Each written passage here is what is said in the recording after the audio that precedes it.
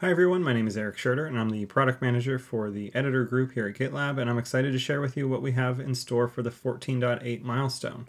As usual, I'll link to our planning issue in the video description so you can click through to our release board and see all the issues, but I wanted to highlight a few things for you on this video today. Starting with actually something we're announcing in the 14.7 release post, but we are deprecating the static site editor feature, and the category itself will be removed in an upcoming milestone.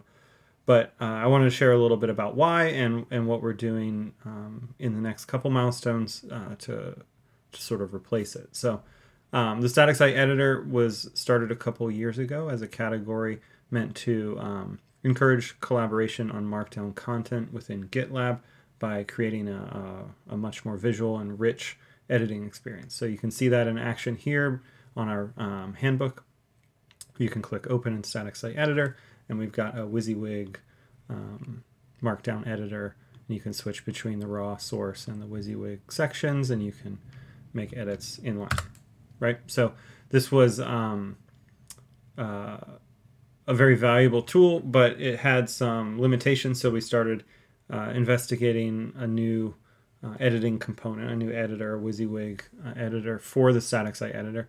Ultimately, over the course of that investigation, we decided it fit better with the wiki, and we could reach more people with our initial MVC by putting it in the wiki.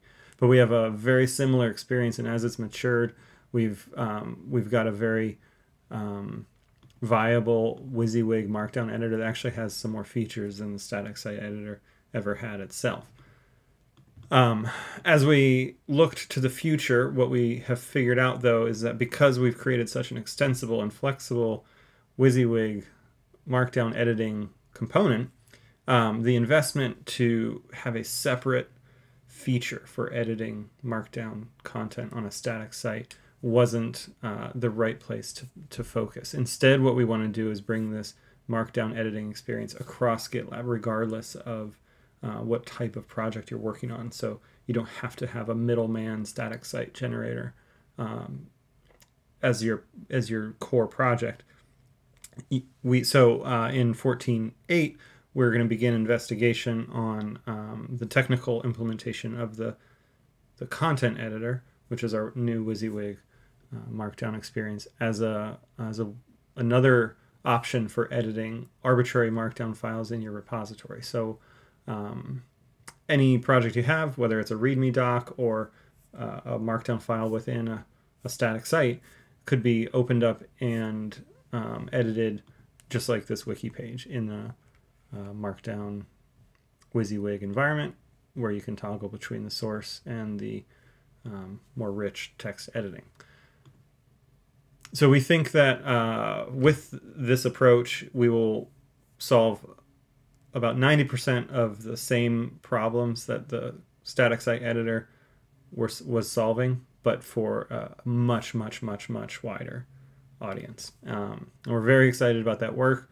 We'll be continuing that over the next couple milestones, and you'll hear more about that later.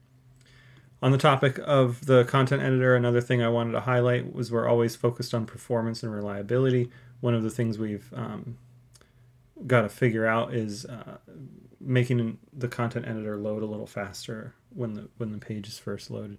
So we want to reduce the bundle size, specifically on the syntax highlighting library, and potentially asynchronously loading the languages that are highlighted in the document. So we'll be working on that. In 14.8, the work itself might carry into 14.9, but we're looking to make sure that as the content editor spreads into different areas of GitLab, it is performing as fast as possible. That's all I wanted to highlight today. Again, please click through to the planning issue if you want more information or provide any feedback, and I will talk to you next month. Thanks a lot.